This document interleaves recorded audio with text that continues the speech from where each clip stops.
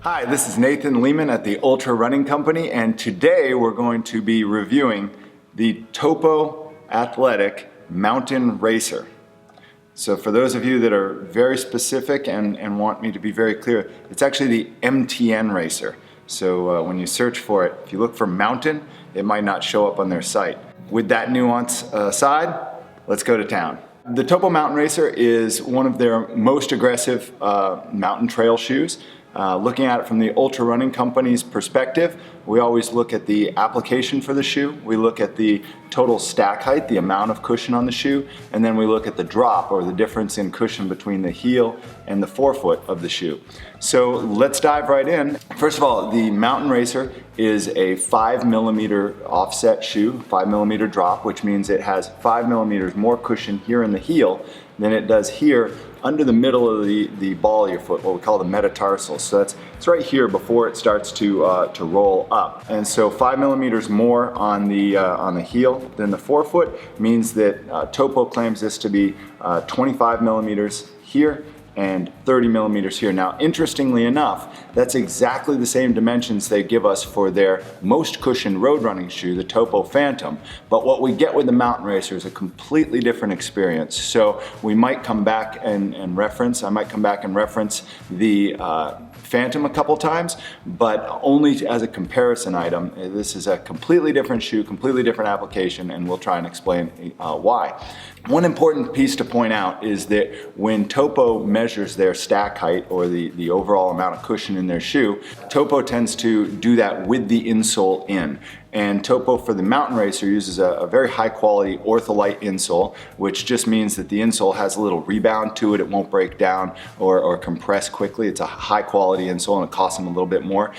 We like the feel of it, but other than that, it's an insole. When we measure this shoe, we get 20 and 25mm of stack height, and that puts it in what we call a transitional category, making this a transitionally cushioned, low drop trail running shoe. As we look at the rubber that this is made up of, this is kind of what Topo targets their trail running rubber to feel like, which is a little bit firmer than their road running shoes. That's perfect when you're on a trail because you don't want to have a lot of this back and forth, kind of this squiggly feel when you're in a trail shoe. So what you're gonna have is a nice firm rubber where this black is. They've got a couple different compounds on it. They've got a little piece right here that adds a little bit of, that's a little firmer, almost a stability piece. Now you'd never want to run in a stability shoe on a trail, and so my suspicion is that with that amount of cushion, they just needed to add a little bit of reinforcement here on the inside and on the heel. So we're not going to focus on the types of rubber on that. We're just going to focus on the fact that at 20 and 25mm worth of rubber here, this is a well-cushioned shoe that's firm and gives you some nice feedback from the ground.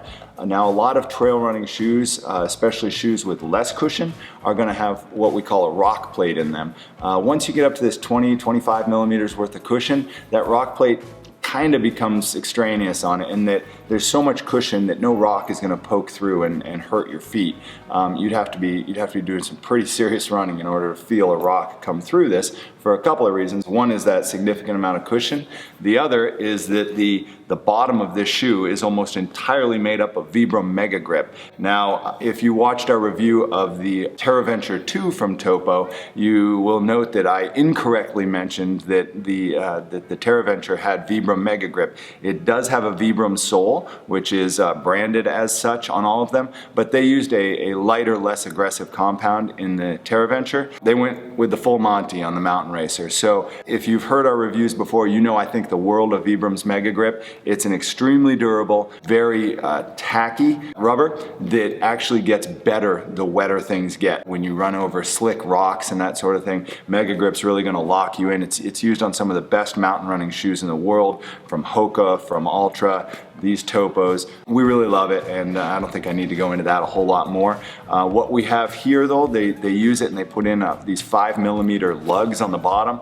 This is a great tread design. It really gives you control of where you're landing. I have not been concerned about my footing at all in the Mountain Racer, and so I think they've done a really nice job with this. It's a little more aggressive certainly than other Topo designs, but falls right in line with some of the most technical trail running shoes out there. Lots of good things on the bottom. What you're going to find with this though, while something like the Phantom using zip foam, which is their kind of bouncy material, while that one gives you a lot of sink in, kind of a pillowy feel, this is not going to do that. You're gonna actually feel a little bit of where you're landing in the Mountain Racer, even though there's a lot of cushion. So you're gonna get the control that you want, you kind of side to side control, as well as knowing exactly what's going on underneath your foot while getting some protection from the rocks. So if you're looking for a super plush ride, you may want to look at something like a Hoka Speed Goat, something along those lines. If you're looking for something where you really want to feel every single rock on the ground, then something like an Ultra Superior may be more in your wheelhouse. What you're going to get with the Mountain Racer is a shoe that is capable of going on virtually any trail in the world, that will hold up over long distances. By that I mean you can run, a 3, 4, 5 mile run in this. You can also go out and run a 50, 80, 100 mile run in this shoe, and you'd be very, very comfortable doing it. What you wouldn't be is softly caressed to sleep with a pillowy, bouncy feel. You're going to feel the ground with this, and you're going to maintain some control. So that's kind of an important aspect when you get up in these higher cushion shoes. As we move to the top, kind of as I've heard other people talk about, a little bit of controversy on the material that Topo's using. This is what I'd call a ripstop material.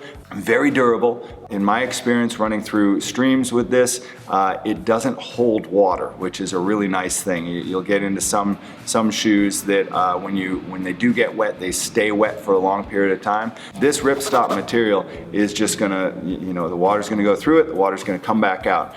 I find it to be breathable. I have not had any concerns with air not escaping from this shoe, but what you'll find is that the pores on this are very, very small, and so definitely there has been some feedback out there that the shoe gets a little hot. It's not something we've noticed in our testing, so not to disagree with anyone else reviewing, but we just give our opinion here. When you open the box from Topo, they do say that there are some wrinkles in this. Aesthetically, when you do run in the shoe, you will get wrinkles on this. And our experience, although Topo says they go away immediately, our experience is that they stick around. There's no downside to it. It doesn't affect your foot feel. It doesn't rub against your feet or anything like that. It just looks a little odd to have a brand new shoe that has some wrinkling, especially in the toe area. It didn't affect performance for us, and these shoes are continuing to last quite well. As you move up the shoe, what you have is a nice tongue with a very soft finish on it. Now this is a thin finish, so as you look at it, a lot of shoes are going to a thinner material right here instead of the old folded over and kind of overstuffed feel on it. Now that's to create more room inside the shoe for your foot, but some people do find that when this finish right here goes over kind of the lip of the shoe, over the collar, that they do get a little bit of rubbing on the top of their foot. And while it hasn't bothered me personally in this shoe, this does extend a little further than something like the same finish on their road shoe, the Zephyr, which is flush with the collar and provides absolutely no rubbing at all. This one does have the potential over a long run to do a little rubbing in there. So just be aware of that when you're trying on the shoe. Make sure that this feels good against the top of your foot, right on the instep area. The tongue itself is locked in so that it won't move back and forth. It has a very nice set of little loops here that the laces go through, which means when you secure this tongue, it's not going to move back and forth on you. It's not going to migrate one way or the other. For your longest runs, it'll be exactly where you left it when you started. So that's a very nice thing. Bottom line, the shoe in a women's 7, Topo advertises the shoe as 7.7 ounces. They advertise the men's 9 at 9.3 ounces. And when I weighed it for my size, 13 boats, it was 12.5 ounces. Now, what's really interesting is if you look at, this is the exact same weight and stack height as the Topo Phantom, their road shoe. When you look at the Topo site, they do list different weights on it. For us, with our with our scales, it's identical. So you're getting a much more durable shoe at about the same weight as their kind of soft and pillowy road shoe. So that's just an interesting point of fact for us. Something you don't see, because typically when you move over from a road shoe with a similar stack height to a trail shoe, it's going to be a lot heavier. And Topo's been able to engineer some portions of this to kind of keep the weight down. Little nuances about the shoe: it does have some spots for gator holding right here. At the front, you just clip it on there, so it'll hold the proprietary Topo gaiters. We don't know a whole lot of people that are actually using proprietary gaiters, which makes this a little extraneous, but it would definitely hold them on well. And from the folks that I have seen that have used them, the reviews on that have been excellent. So the shoe will certainly be capable of holding onto a gaiter. Whether you decide to use that or not is completely up to you. The shoe comes in at $140, so that's $5 more than the current pricing on the Phantom. I think that's a super deal, considering that you're getting a very, very robust shoe. You're getting Megagrip on the shoe. This is the least expensive shoe that I know of that has this Megagrip material on the bottom. And so you're getting something that's gonna last you a long time, give you a good, confident landing on the trail, and be a really nice addition to your quiver. Last thing about it, and I'm sorry I didn't mention this before, but as always with the Topos, nice rounded toe box on the top of this shoe. So while some manufacturers continue to make very tapered toe boxes, this is going to be nice and wide. And definitely have seen some reviews out there that say that this is narrower than other Topos. It's certainly narrower than some of their road shoes like the Phantom. I found it to be very similar in fit and feel to the TerraVenture. So if you're used to the TerraVenture, you'll probably like this feel as well. If you're moving from a more tapered toe box, what you're gonna find is the shoe's very secure here in the heel, very secure over the instep, and then your toes are really gonna flow around.